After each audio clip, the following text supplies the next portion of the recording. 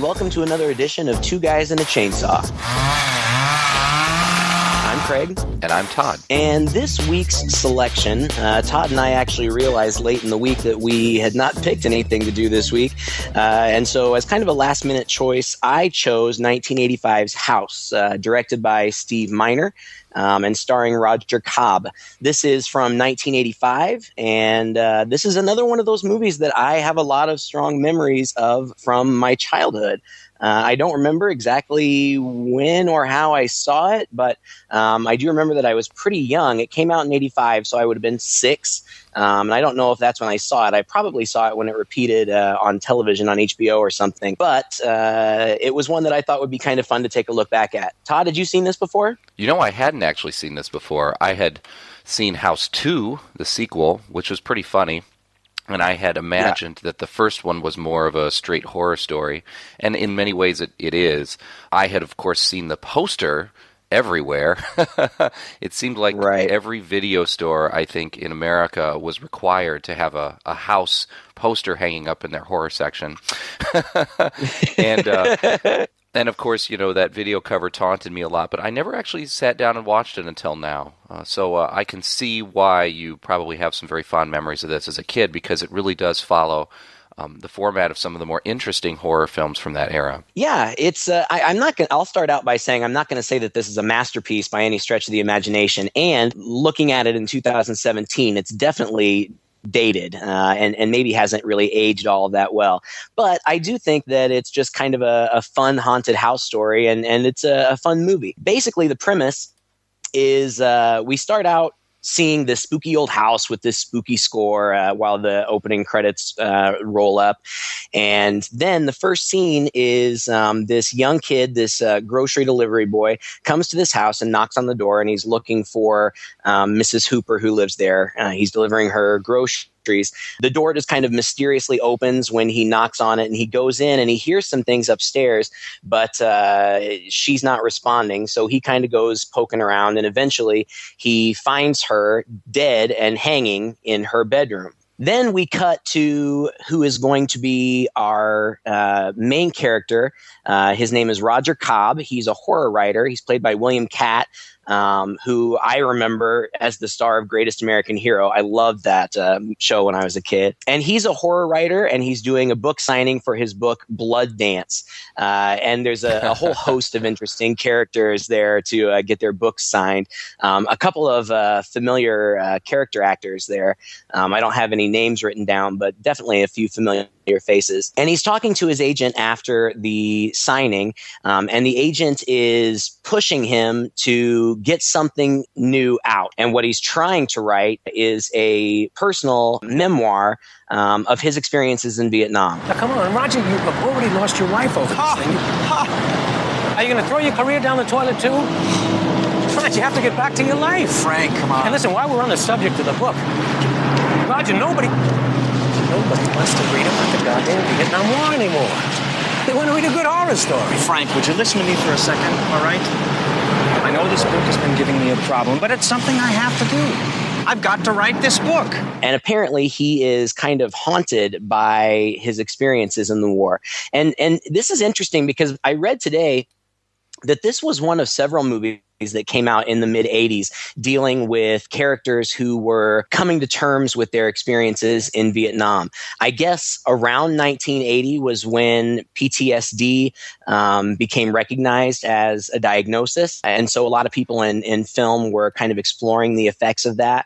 And it's kind of an interesting component to what's going on in this story, because although it seems like this house, this spooky old house, is in fact haunted, there are also moments where you're wondering if maybe Roger isn't hallucinating as a result of his PTSD. What did you think, Todd? Did that cross your mind, or did you just think, no, it's straight up haunted right from the beginning? Oh, absolutely, it crossed my mind, because, you know, a lot of the movie is peppered with scenes of him sitting down to write his book. I guess it's his memoir. And it seems like every time he sits down to do this, we get a flashback scene of his experience in the war. And it clearly troubles him immediately afterwards. And so it's like his thoughts that we're seeing, and he'll stand up, and that's usually when whatever is creepy is going to happen in the house happens. He hears a noise and he starts exploring, and then boom, that happens. So I absolutely actually thought for quite a while that maybe everything that was happening in the house was nothing more than just not a real manifestation, but a manifestation in his mind of the results of his PTSD and him trying to come to terms with it. In that way, as the movie was going on, I thought, man, this could end up being a really smart film, And I'm not saying it's a dumb film. It's certainly not dumb. It's kind of in the middle, but it doesn't really go that far. It's not a Jacob's Ladder type scenario where this is all happening in his head or... Yeah, right. And as it turns out, this house belonged to Roger's aunt, and he actually grew up there after his mother passed away. He was raised by his aunt, and his aunt had always said and believed that the house was haunted. And she was an artist and painted all of these really odd and kind of grotesque paintings that are decorating the house, all over the house. And we don't really see too much of the paintings. They're kind of in the background all the time. I actually wish that we got to see them a little bit more because they were really interesting. They're very kind of Dali-esque, surreal, but all really dark. And as it turns out, they are all kind of a reflection of things that are going on in the house. But in addition to being haunted by his experiences in Vietnam, Roger is also haunted because he has sometime in the recent past lost his son. They're separated, but he's married to an actress. Her name is Sandy, played by Kay Lentz. I read somewhere that Glenn Close and Sigourney Weaver were actually considered for this role. I can't imagine either of them really taking a role in this movie. It seems a little bit below their caliber, but they were married and they were living in the aunt's house, apparently, with their young son. I'm guessing he's probably like 7 or 8, Jimmy. And one day, while Roger was doing some work in the yard, he was like trimming some trees. Jimmy was sitting down on the ground playing with his cars right there. And he's there 1 second, and then Roger looks away for a second and he looks back, and Jimmy's gone. And he runs around the house looking for him, and he can't find him. He calls Sandy out. Sandy comes out, and they both start running around. And Roger runs around to the backyard where there's a pool, and he sees Jimmy splashing around in the pool like he's drowning. So he runs over to dive in to rescue his son, but as soon as he dives in, Jimmy's gone. And he swims around, and he's looking for him, but he can't find him. And then he's just gone. They call the police, and the police come, and Roger tells the story as it happened, but of course they think that he must be crazy because the kid's not in the pool, and they don't find him. I don't really know how long ago this was. I get that it was, or I assume that it was in the fairly recent past, but since that time, Sandy and Roger have broken up, but now Roger is going back to live in the house again to do his writing. When he goes back to the house, I think he's there with a realtor who was going to be selling the house, but he tells the realtor that he's going to actually be living there for a while. And they go out into the shed, and in the shed is a painting that the realtor says that the aunt must have been working on before she passed away. And the painting is of his aunt's bedroom, which is where she was found, and this closet door in there, a bunch of clocks kind of floating around the room. And I don't know if you noticed this. I kind of remembered that there was something going on here, but in the top left hand corner of the painting, there's like a rag hanging over the painting, so we can't see what's there, and that becomes important later. Strange things pretty much start happening right away. One of the first nights that he's there, he's kind of looking around at some of the decor. There's all kinds of weird decor. His uncle had been a championship fisherman, and there's this big swordfish on the wall, and there's also just like a big, maybe a shark's jaw or something. And he reaches up to touch the tooth of the shark, and he cuts himself, and there's blood. And immediately after that, there's noise upstairs. Things are just going bump in the night.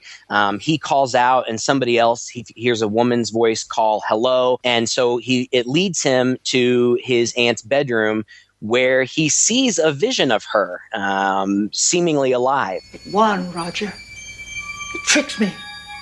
I didn't think it could, but it did. What? going to trick you too, Roger. This house knows everything about you. Leave while you can. No! Now, one of the things that I thought was really funny about this movie, and there is humor. I don't think that I would necessarily classify this as a horror comedy because it doesn't really focus too much on the comedy, but there are certainly some funny parts. But one of the things that I thought was funny is that as soon as all of this supernatural stuff starts happening, he really pretty much kind of just takes it in stride. I think that I would have been a little bit more freaked out by some of these things that were going on. Did you feel that same way, or was I kind of overreacting? Oh, no. I absolutely felt the same way. I thought, man, something really, really creepy will happen, and then he'll go back to some domestic scene. Like, he's still in the house. He doesn't run out the door at all. I think one of the funniest parts when that unintentionally funny, I think funniest parts of that happens is comes later towards the end, and I think we'll try to point it out. But then again, they do almost call a little bit of attention to it, or maybe try to explain it away. I like the part where he's snooping around. It's after he's seen the ant's vision. I think it might be after our first Vietnam flashback. He has kind of a vision of his son, which appears, and he gets up and he walks around, and he's drawn back to that room again. And he goes into the ant's room, and he's creeping towards the closet, and the music is building and pumping, and he's reaching for the door, and it's just that classic scene. And then he stops, and he says, I must be going crazy. And he stops, he turns around, he walks right out of the room and goes downstairs and, like, washes his face. It was a funny moment, I think, in a movie where they build you up to this point like they do in all these horror films, all these haunted house movies, and then I must be going crazy. He turns around, he walks out without ever opening the door. But then he goes back in, like moments later. He goes back up to the closet, and he opens it, and sure enough, this monster reaches out and grabs him. And it was that whole episode, that whole scene, that unusual bit of business that made me wonder for the first time, okay, is he just seeing this stuff?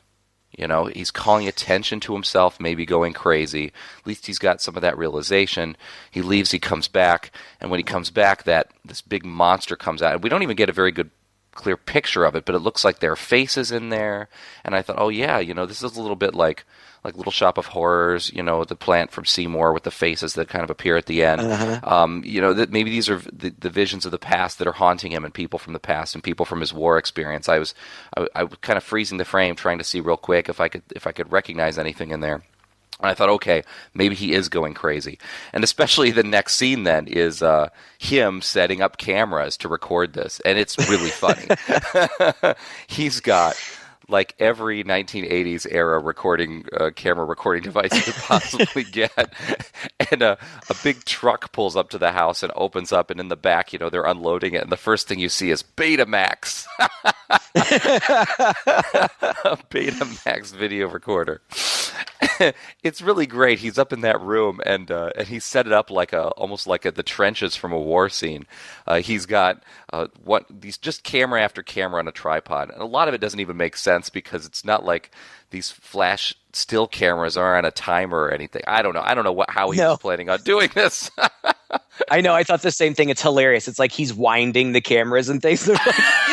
Is this just going to automatically go off when the monster pops out? I didn't really understand his plan there either. But it is a really funny scene because not only is he setting all this stuff up, but he's also all decked out in his Vietnam combat uniform. And it's like he's setting up a tactical maneuver. And he even practices it. Like he's got this rope tied to the closet door, and he doesn't pull it, but like he pantomimes that he's going to pull it, and then he runs down the stairs, and he's like doing army rolls and like jumping down the stairs, and he ends up downstairs and outside in the front, and he kind of skids on his knees on the intentionally on the sidewalk out front, like, yes, I made it.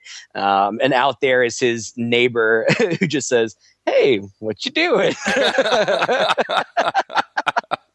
And this neighbor, Harold, is played by George Wendt, who everybody knows as Norm from Cheers. And he doesn't get a whole lot to do in the movie, but he's just kind of a funny guy in general. And I think, with the casting of him and with some of the other elements, particularly some of the creature effects, I think that they knew what they were doing in going for a little bit of comedy. So I guess I don't know. Maybe you could classify it as a horror comedy. It's just the comedy is sprinkled as opposed to slapping you in the face all the time. Yeah. Yeah, you said that that whole closet thing takes place after the first Vietnam flashback, which is true. And these Vietnam flashbacks, not a whole lot happens except for that we meet an important character, and that is a guy named Ben, Big Ben, who was one of the guys in his platoon in Vietnam. And Ben is played by Richard Mole, who was most famous for playing Bull in Night Court.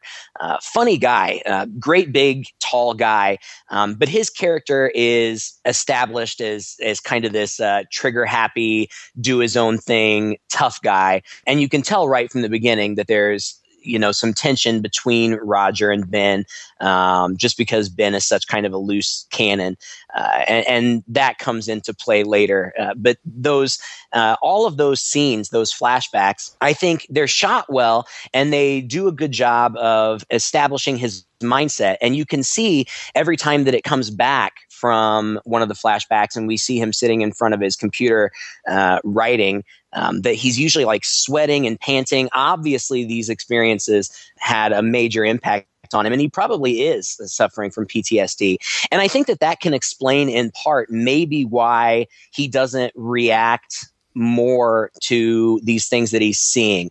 Maybe he's questioning his own sanity. In fact, Harold shows up one night as he's preparing to try the closet again, and they eat some Chinese food or something in the dining room, and Roger is kind of telling the story about how his aunt thought that the house was haunted, and Harold's like, yeah, well, she's crazy. And Roger says, well, what about me? Do you think I'm Looney Tunes? And like the way that he asks it, he totally looks like he is crazy. So from an outsider's perspective, it could very easily appear that he is crazy. But after Harold leaves, Roger is walking by this big grandfather clock, and it strikes 12. And that reminds him the clock had just struck 12 the first time the monster had come out.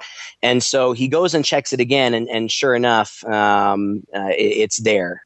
But things just, strange things just continue to happen. At one point, he's sitting and writing, and this little toy car rolls in, and he calls for Jimmy, but he doesn't hear anything. And then he goes back to his desk, which is sitting right in front of that giant swordfish on the wall, and he thinks that he sees the fish's eye move, but he gets closer and examines it, and nothing happens. And then he turns his back, and we see the fish's eye move, and he turns back around, and all of a sudden the fish comes alive, and is thrashing and fighting and trying to get off the wall, and he's like beating it with stuff, and it's pretty comical. It reminded me a lot of the scene from Evil Dead when the deer head and all the other stuff in the room come alive and are taunting Bruce Campbell.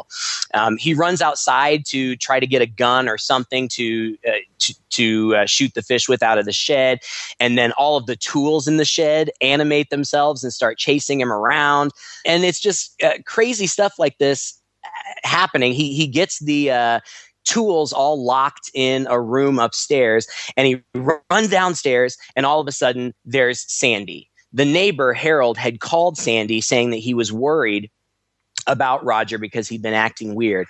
And now here Sandy appears at the door. And this scene is, I think, the scene that I remember the most from when I was a kid. And I'll be interested to see what you think of it, because like I said, from a 2017 perspective, this does seem a little dated, but I still think it's really fun. What did you think of this scene coming up? Yeah, it was a very interesting scene because it really throws things off considerably as far as the predictability of the movie and what you think's going on. Sandy comes in, and you know that their relationship is Norm has already called her, right, to let her know that something is up with Roger, and to let her know that he believes he's undergoing some PTSD. And so we've seen this scene of Sandy saying, "Okay, I'll." It seems like maybe she's going to try to come, and so we're not surprised when she shows up, although she does show up right then and there, and you do wonder, at least I did for a split second, if this was really her. or if this is another one of his visions, because it's just coming on the tail end of what just happened. But there she is at the door, and he sees her, and she says, Hi. Sandy. I tried to call, but there was no answer. I was worried about you, Roger. What are you doing here? I wanted to see you. What are you doing with that gun? Nothing.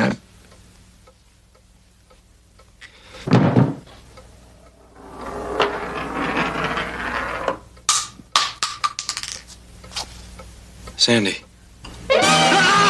Sandy ends up transforming into a giant monster. Big, fat, Right. gross looking. Basically the anti-Sandy. Right.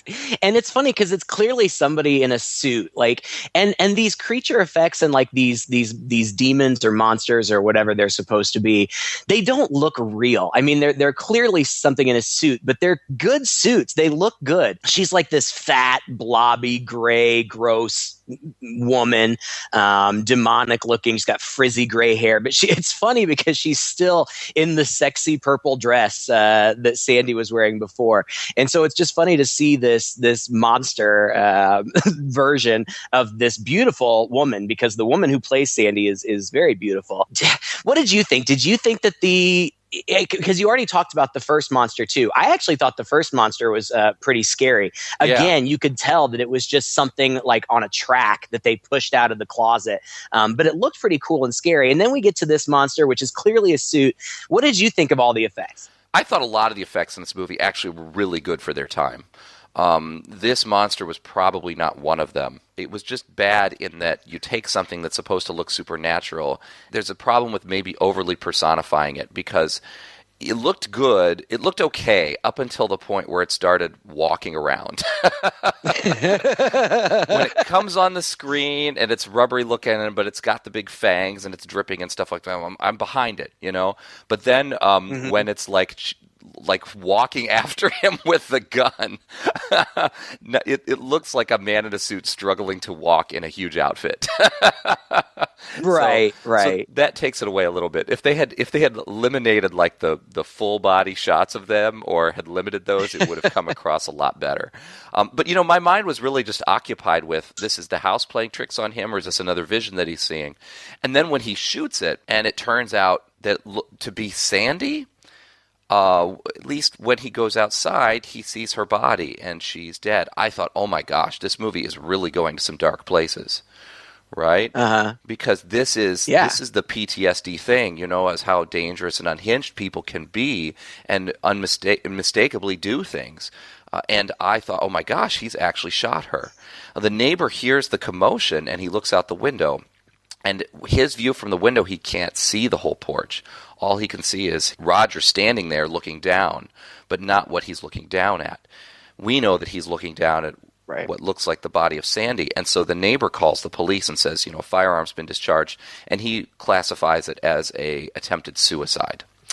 So Roger, meanwhile, bends down, picks up Sandy, turns around and walks into the house and finds a place to hide her, which is under the stairs. And very, very shortly, 2 cops come up straight to the house. I felt like this scene that comes afterwards was one of the more awkward scenes of the movie. I know what they were going for. I know that they were going for some tension here. The cops at first are quizzing him, and he's acting like he's out in the front cleaning his gun. But they're saying, well, why would you clean a loaded gun? It's like, this probably looked really good on paper, but the dialogue, and maybe it's the acting too, there's all this kind of drama built up as they're going back and forth, and the cops are quizzing him. And it seems like he's going to get out of it. And then one of the other cops says, I want to ask you a very important question. He says, oh, yes, sure. He says, can I use your bathroom? He's like, okay, sure, I can come right in. And so the cop comes in.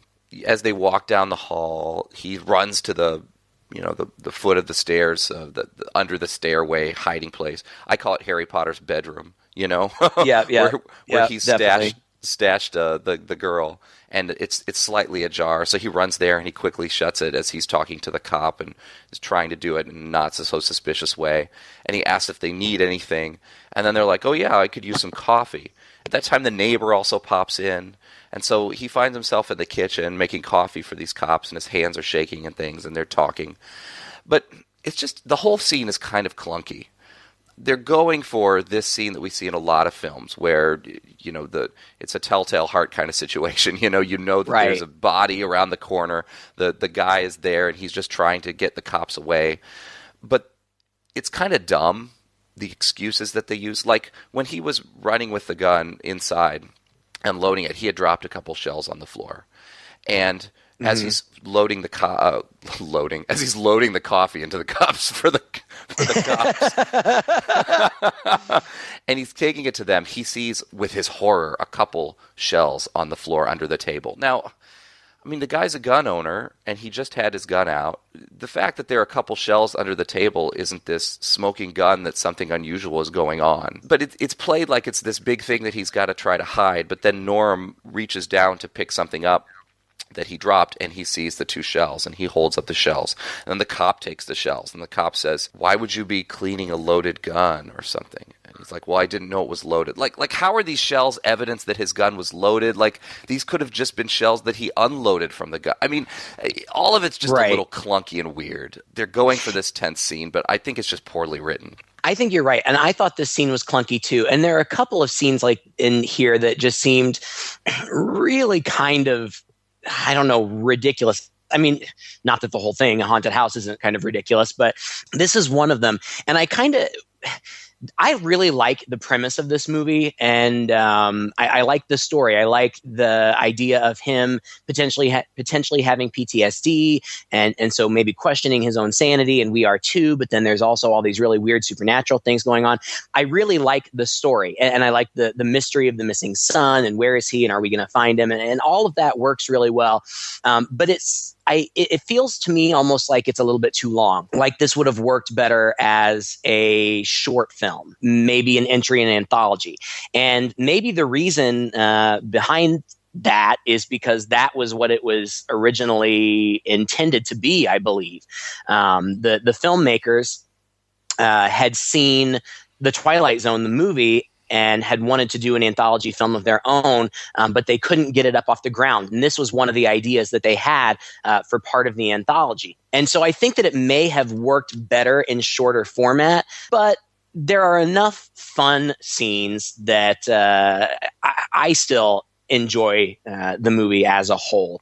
But you're right. That scene, it almost seems like filler.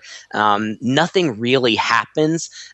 So it's really not significant to the plot in any way. Anyway, eventually he gets the cops out of the house without incident. I mean, that's the thing too. There's really no payoff. All that happens is when they leave, he realizes that his shotgun is missing. So he gets them out, and then again he hears something, bumping around upstairs, and so he goes up to his aunt's room, and he walks in, and he starts walking towards the closet, but we can see that the Sandy monster is behind him over his shoulder with the gun. And when he opens the closet door and there's nothing in there, she hits him with the back of the gun and knocks him onto the ground. "Where's your son, Roger? You'll never find him. He's dead." He's not dead. He's someplace in this house. Say your prayers. The Sandy monster puts the barrel of the shotgun right up to his head and pulls the trigger, but because he's already fired it at her, it's no longer loaded. And so he runs out of the room, and she's following him, and he leads her to a door, and he opens the door, and those tools that he had locked in there are just at the ready, and they come shooting out and chop her head off. Which is actually a pretty funny visual.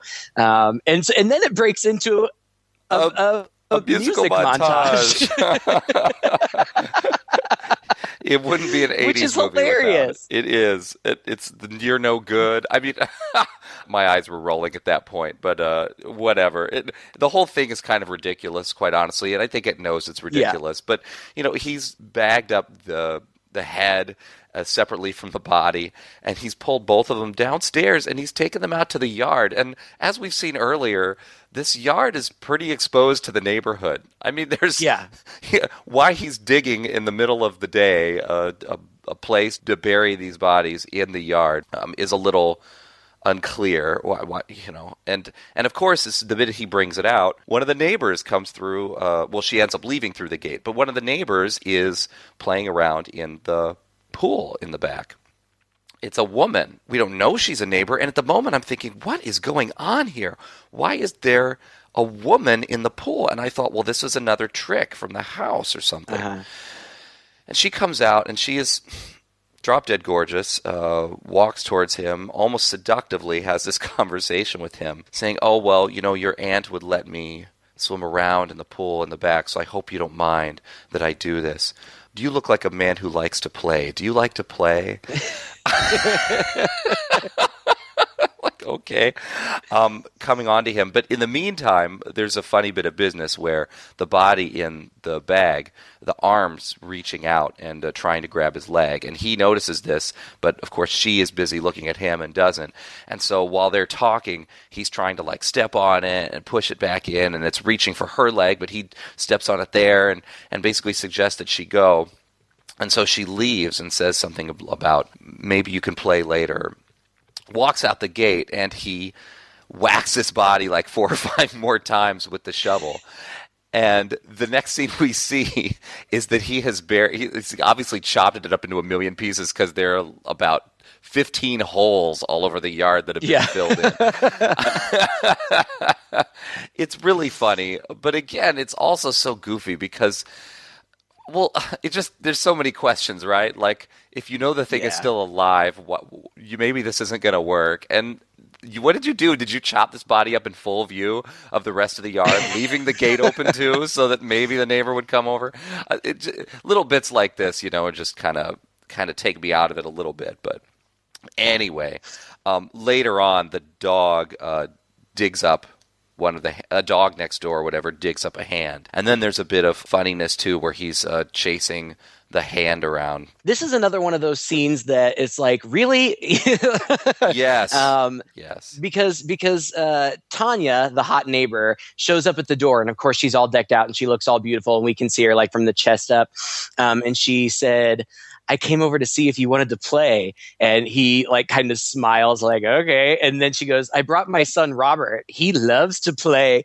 And there's this little tiny kid with her. And she's got him by the hand, and she brings him in. And Roger sees that the demon hand, is on this kid's back. So the kid goes running around the house, and he goes chasing after him. And he ends up with the kid in the bathroom, and he's trying to get this hand off, and the hand won't let go, and the kid is crying. Finally, he bites the hand and gets it off and flushes it down the toilet, which there's no way that great big hand would have gone down the toilet. But I don't think I ever thought about this when I was a kid, and maybe that's good that my mind didn't go there when I was a kid. But this time around, I was watching it thinking, he chases this kid around, and then the next time the mom sees the kid, he's coming out of the bathroom with him crying. I'm like, that's kind of shady. But apparently she doesn't think so, because the whole reason that she's come over is because she needs a babysitter so she can go out. And so she just hands over the kid to Roger. It's oh, here's his things. And he's kind of oh no, but wait, and but she just piles all this stuff up, and then she leaves. And so he's babysitting the kid in this house. That doesn't make any sense at all. First of all, he wouldn't let this happen. Right? It's again one of those moments. It's what I was talking about earlier, where it's suddenly, after all of this crazy supernatural stuff, he's fine with just hanging out in the house some more. But now he's got the responsibility of some other kid, but it's just like he's babysitting, right? And the other thing, no parent would ever just dump their kid on someone they just met next door. Nobody. It's so stupid. Oh, here you go. I mean, again, it's supposed to be funny, right? That she comes over, play. Yeah, okay, he could play. And then that she's piling all this stuff on him and giving him all these instructions as she runs out the door. But come on, the whole thing is absurd. It is. And this whole scene, the babysitting scene, again, it feels almost like that cop scene, like they needed filler. And it's kind of fun. I mean, the kid... is crying while he's writing. So he sits down with the kid on the couch to watch TV for a little bit, and it's his wife's show is on the TV, and it's just kind of in the background. But the dialogue of this show is just terrible. My sister is an only child, and you abused her. I can never forgive you for that. I can't hide the fact that I've been a male prostitute my entire life, Julie. Your sister paid me $2,000 to spend the night with her. Don't be hoodwinked by her, Julie. Don't you think it's time you woke up and smelled the coffee? I'll smell whatever I damn well please, without your help. They just have this ridiculous dialogue, but it's really funny. And then so the kid goes to sleep, and he just leaves the kid laying there on the couch while he goes back and does more writing. Yes. And while he's writing, again, we go back to Vietnam, and he and Ben have been assigned to be like the point guys on this mission. But Ben is leading them out far away from the rest of the platoon, and Roger's nervous, and Ben is being risky and not taking precautions. And eventually, Ben does get shot. And that's the last thing we see in that flashback. But when he comes back to reality, Robert is gone. And so he goes running around the house looking for Robert, and he runs up to where his aunt's bedroom is, and there are these two demon things that have Robert. And they're, again, it's clearly small people in some kind of suit, and like the masks, I feel like, of these ones don't even really move. I mean, it's not the greatest effect. It's campy, and frankly, I really don't mind camp. This is kind of a time capsule from the 80s, and as silly and goofy as it is, there's also something kind of charming about it. These people clearly making do with what they could. I mean, I have no idea what the budget on this was. It doesn't look very big. And they saved their budget, I think, for some other effects that really are not bad at all. But these costumes are just kind of goofy. And it's just a goofy scene where he runs into the room, and these demons have got the kid in the chimney, and they're trying to pull him up the chimney. And Roger gets in there and grabs his feet, and like they're pulling so hard that they're pulling Roger up there too. And so like the monsters have the kid's arms, and the Roger has his feet. And this is probably like a 3-year-old kid, maybe. And the whole time I'm thinking they would just rip this kid apart. Like if this were really happening, this kid's arms and legs would just come right off. Right, he's hanging from the kid at some point, right? He's got the full weight of his body. Like he would be at least popping arms out of sockets. It would be terrible. And every time they show the kid's face, the kid's just like, no. Yeah, he's like he doesn't even smiling. seem like he's scared. Yeah, and you know what? That confused me too, because I actually thought, because they showed the kid's face so much, and because the kid was so obviously unconcerned, this is where I was still thinking, like, wait a minute, maybe this is all in his head too. Because this can't actually really be happening to this kid. But it turns out, it is, and he saves him from the monsters. And it was kind of at this point that I realized, this movie is not smart enough to go the places where I suspected it might be going and making this grand statement about PTSD. Because they really, in taking another kid into the house where he lost a kid, right? Right. It just leaves open so many dramatic possibilities that they just chuck away for this dumb little scene of chasing him around and him getting pulled away by rubber demons, Yeah. I thought maybe he would lose this kid too. I just had all these thoughts kind of going around in my mind about what might be going on, or that maybe this kid was somehow kind of a personification of his own kid, and there was going to be some episode, that would reveal a little bit more about his own fate, and none of that ever happened. Right. Nope. He just gets the kid back, gives him a bath, and passes him off to his mom. And he gives him a bath. That's it. Like in the house. The house is just taking this kid away, and the next scene we see is of them playing in the bathtub. Like, what the hell, man? Oh, I know. I take the kid out for a Happy Meal or something. Get out of that house. Jeez. But he doesn't. But it's fine, because the mom comes back, and then that's the end of it. We never see the mom again. We never see the kid again. It's like they were just there so they could have this scene. It's goofy, but that leads it up to pretty much where the climax comes in, or at least begins, the final act. He invites Harold. You keep calling him Norm, by the way, which I think is hilarious. He's always going to be Norm to me. He invites Harold over at midnight under the guise of we're going to watch a movie or whatever. But he says, we're not really going to watch a movie. I need you to come upstairs with me and do something for me. He says, Do you remember the other night when I told you I saw something? Yeah. Well, I guess I must have been a little hysterical because it wasn't a ghost. It was a raccoon. Really?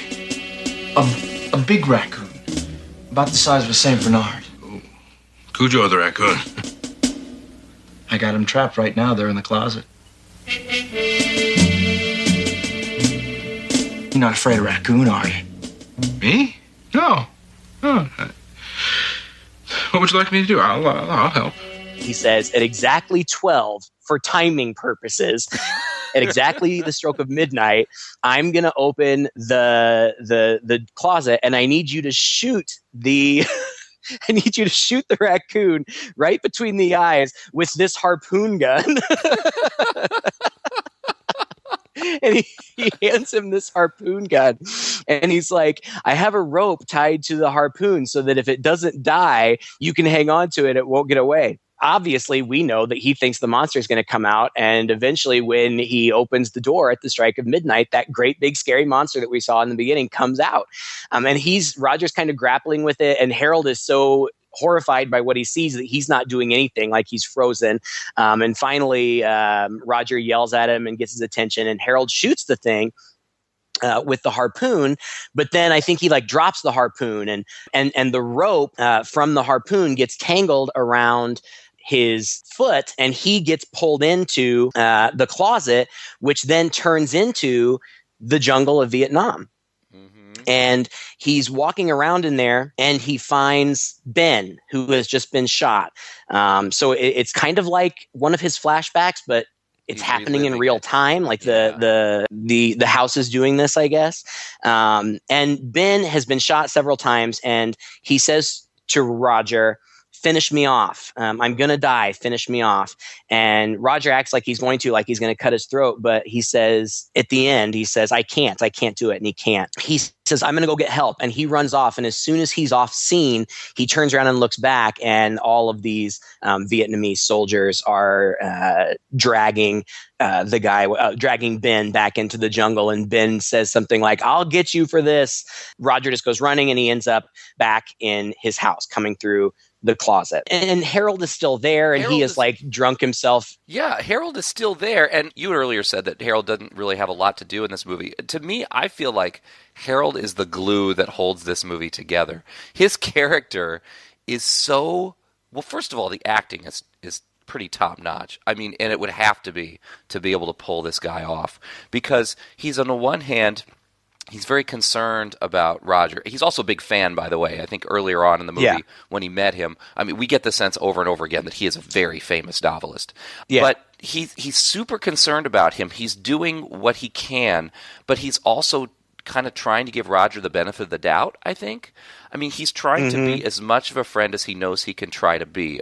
Coming over to watch the game, bringing over a six-pack of beer, calling when he's concerned there might have been a suicide threat, popping over when the cops are there too. He gives him a kind of a look as he leaves the house during that earlier episode too that I just thought kind of spoke volumes. It was like the look of I feel like maybe you're a little crazy, but I also empathize with you. And in this whole scene, it's hilarious the way that Roger preps him up to go in there, but also the way that Harold kind of goes along with it. It's a very complex bit of acting that he pulls off beautifully. It's like he's the good-natured friend who's going to do it, but he's also a little weirded out by it. But there's also maybe a little bit of a sense that maybe there's something about it. Before you know it, Harold's kind of geared up to do it, but also kind of because you feel like he's playing along with Roger, and he's doing it in the sense that he wants to help him out. Almost like by playing along with it, he's helping him through an episode. And so when the door opens and the monster does come out, and Harold just totally flips, it's like his attitude completely changes, that this is a real monster, and he's really going after Roger to try to save him. It's so cool and so sweet at the end of it that there he is by the closet, like he's never going to leave his side. He's drunk through all the beers that he's done, but he hasn't left the room. Now, Again, that's a little silly because, I mean, if you were him, wouldn't you, like, call the cops? I mean, you'd probably do something more than just sit by the closet and wait. But in that sense, though, like, I love that Harold character. He makes the movie for me. Well, that's interesting. I don't know. I mean, I see that. And now that you say it, I definitely see, I don't know. I think I'm just thinking of Norm. That's all I could think of when I see that guy. But you're right. I mean, he does. You get the sense that he does maybe think that Roger is crazy, but he's genuinely concerned. It's not just he's the crazy neighbor. Like he really is looking out for him and wants him to be okay. He seemed a little shady at one point in the movie because he stole Roger's personal phone book, like contact book. And I didn't know what was going on there, but it was really just because he wanted to get Sandy's number because he was concerned. Yeah. So yeah, I see what you're saying.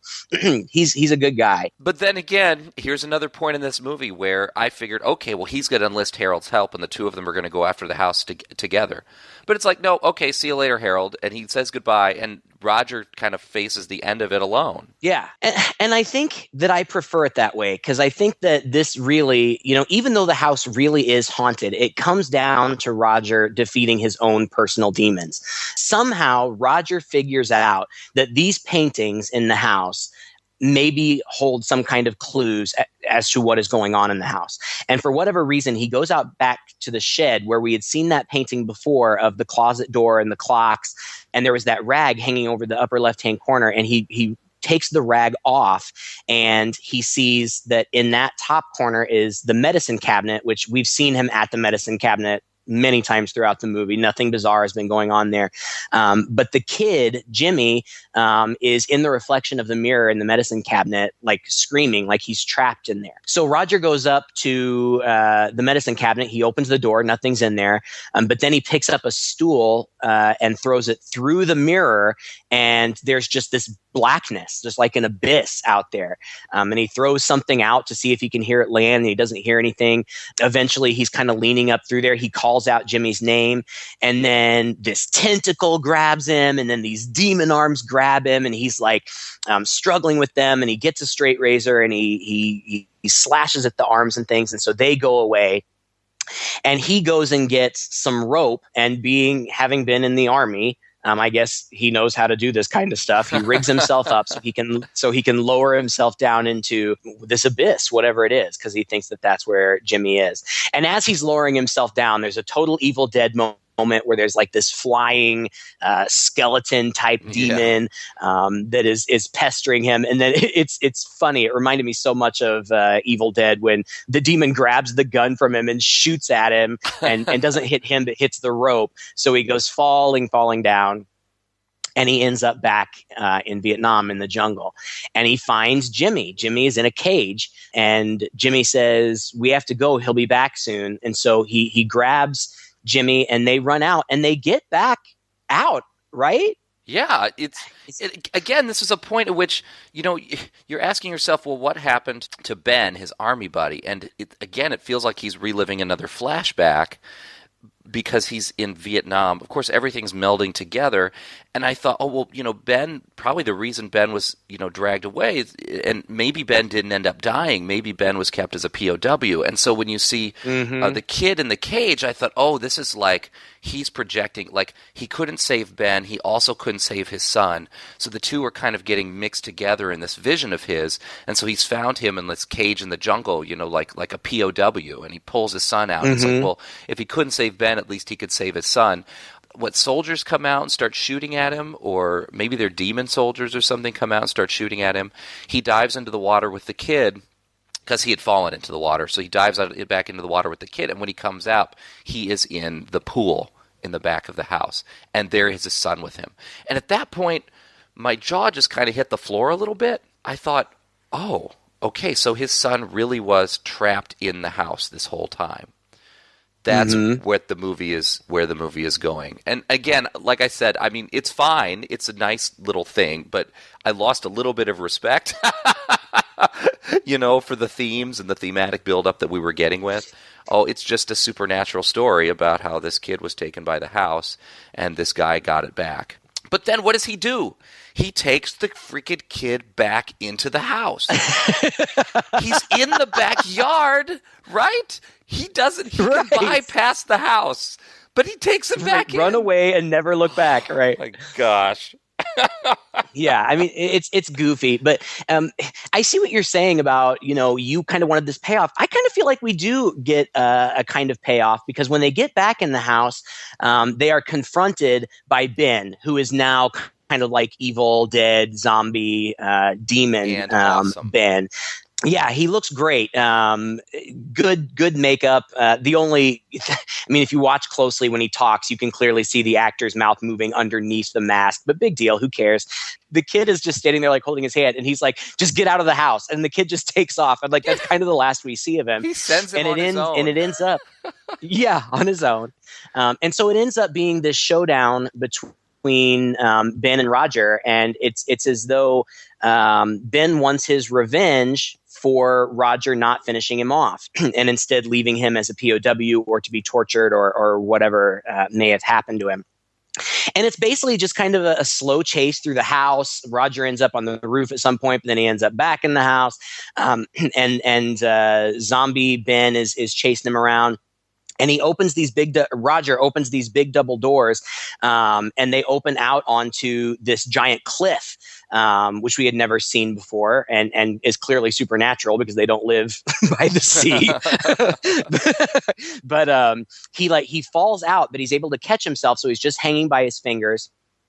And Ben comes and is stepping on his fingers and saying, "You lose." But Roger takes off his belt and makes a loop of it and kind of lassos Ben's hand and pulls him, and it's Ben that goes falling down.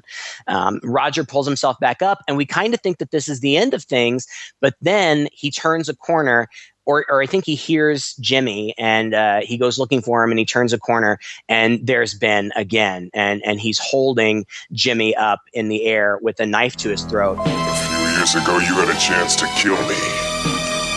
Now I'm gonna kill your little boy unless you kill yourself. No! Daddy! It's finally over, Roger. You've got no chance. He's making all of these threats, and again, this is one of those kind of things like with Nightmare on Elm Street 1, where Nancy just kind of comes to this realization out of nowhere. Don't really know what made her think this or what made Roger think this, but he just says to Ben, "I'm not afraid of you anymore. You can't hurt me anymore." And even though it kind of comes out of the blue, I appreciate it because it's like he's clearly been haunted by this. He felt guilty for leaving this guy behind. And that has really, stuck with him and has haunted him. And it's kind of like he's putting it to bed. I'm over it. I am not going to be afraid of you anymore. You can't hurt me or my son.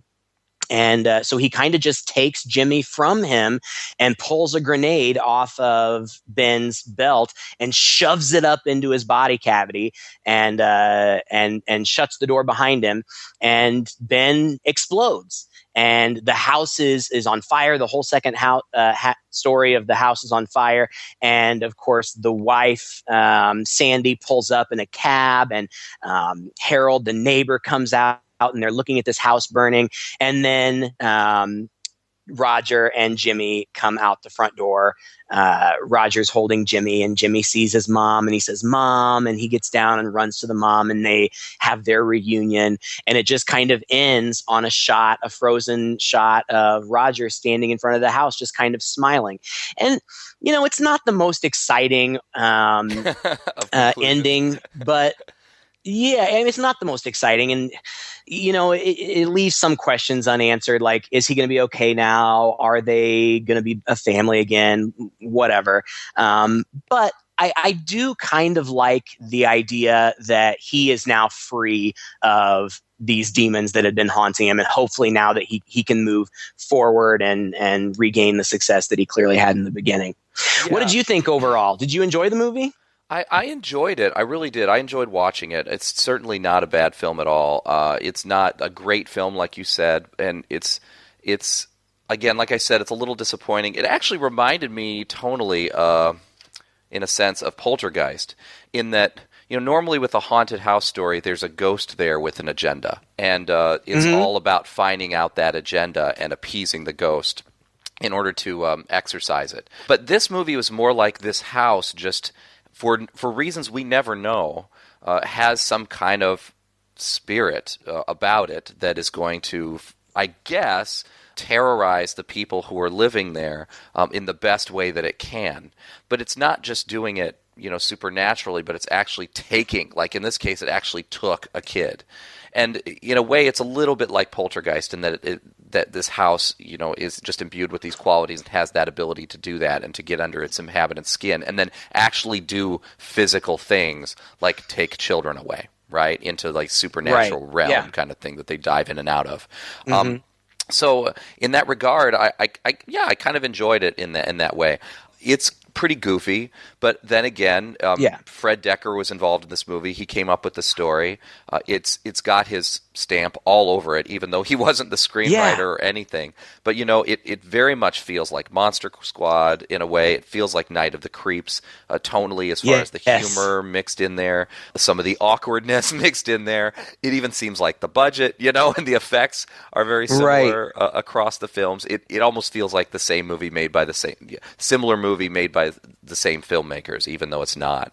And it was also produced by Sean Cunningham of the Friday the 13th fame. Friday the 13th. About the time he was really getting a lot of success with those movies. And it almost feels like this was his attempt to kind of do a slight crossover movie. I don't think that was really his goal, but that's kind of what it feels like, is a little bit of a crossover movie. The fact that we get some people in here who are some fairly big-name actors at the time shows me that there were enough people interested in this movie that they were willing to give it a go. And I feel like, in looking back on it, looking back on some of these scenes and the effects and just how it all plays out on screen, that I'll bet this movie looked so much better on paper as a script. It probably looked a little deeper. It probably looked a little bit more like it had something to say. But in actuality, maybe just the filmmakers were not up to the task, for whatever reason, of elevating it. You read enough scripts and of good movies, and you read scripts that you're like, geez.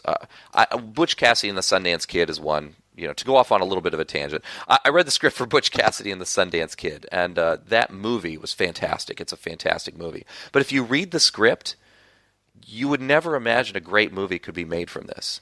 It's all completely the tone and the way it's shot, the way it's directed, the way it's acted, and all the subtleties that are required to make that movie great.